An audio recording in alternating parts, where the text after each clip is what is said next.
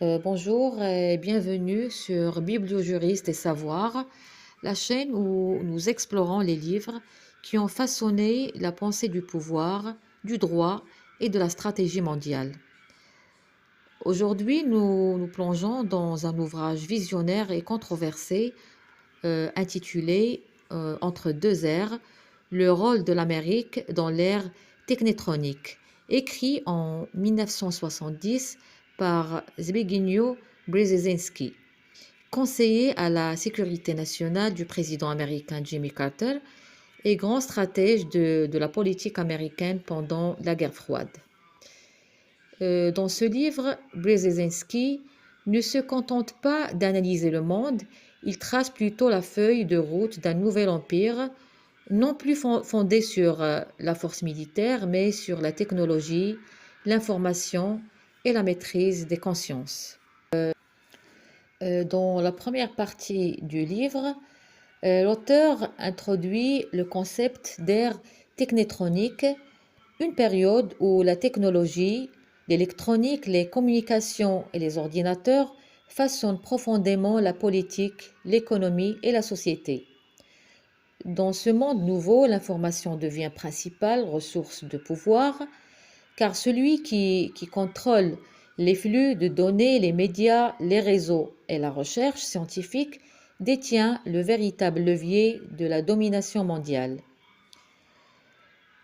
Brzezinski observe que la production matérielle perd de son importance au profit de la production intellectuelle et informationnelle. Les ingénieurs, les scientifiques et les analystes remplacent les ouvriers et les soldats. C'est une mutation civilisationnelle où la connaissance devient l'arme suprême. Et pour lui, une seule nation possède les outils pour mener cette transformation, c'est les États-Unis. Dans la deuxième partie du livre, L'homme entre liberté et surveillance, Brzezinski avertit: la technologie est une arme à double tranchant. Il peut libérer l'homme ou le transformer en simple rouage d'un système de contrôle total. Et dans un passage saisissant, il évoque la possibilité de sociétés sous surveillance électronique où les gouvernements et les grandes entreprises pourraient suivre les citoyens, mesurer leur comportement et orienter leur opinion. Rappelons que ces lignes ont été écrites en 1970, bien avant Internet, les réseaux sociaux et les smartphones. Et pourtant, il a presque prévu notre monde actuel, un monde d'algorithmes, de traçage numérique et de manipulation médiatique. Il se demande alors jusqu'où la technologie peut-elle aller sans détruire la liberté. Et nous, 50 ans plus tard, sommes-nous encore libres ou bien devenons-nous les données d'un système qui nous dépasse? La troisième partie du livre parle du rôle des États-Unis dans le nouvel ordre. Brzezinski consacre cette large partie du livre, de son ouvrage, à la position américaine. Il voit les États-Unis comme le cœur du système technétronique, doté de la recherche la plus avancée, des universités les plus puissantes et d'une économie fondée sur l'innovation. Mais il met en garde en disant: sans réforme interne, l'Amérique risque d'être victime de sa propre puissance. Selon lui, les États-Unis doivent d'abord réformer leur éducation pour l'adapter à la nouvelle ère, stimuler la recherche scientifique, moderniser leurs institutions politiques et bâtir des alliances internationales fondées sur la technologie, non sur la seule puissance militaire. Et ils prônent une diplomatie du savoir où la supériorité intellectuelle remplace la domination armée.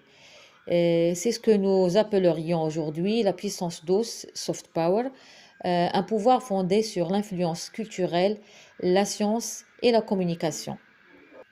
Dans la quatrième partie du livre, Brzezinski parle du duel Est-Ouest dans la guerre technologique, dans le contexte de la guerre froide, et il compare la stratégie américaine à celle de l'Union soviétique.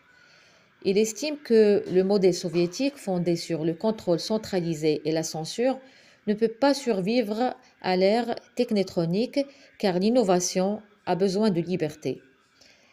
L'Occident, affirme-t-il, doit donc remporter la guerre de l'intelligence, pas seulement la guerre des armes. Mais il souligne aussi un danger en disant, si l'Amérique ne maîtrise pas la transition technologique et morale, elle pourrait connaître le même sort que les vieilles puissances déchues, rongées par la bureaucratie, la surinformation et la perte de sens. Et puis dans la cinquième et dernière partie, Brzezinski parle des politiques à adopter et la vision stratégique, et il propose une série de mesures concrètes, telles que développer une éducation scientifique et humaniste à la fois, intégrer la recherche et la technologie dans les politiques publiques, créer un système mondial interconnecté où la coopération technologique remplacerait la confrontation militaire. Cependant, derrière ce discours idéaliste transparaît un projet de leadership américain planétaire. Brzezinski ne le dit pas directement, mais son plan place naturellement les États-Unis au centre d'un réseau global de savoir et d'influence.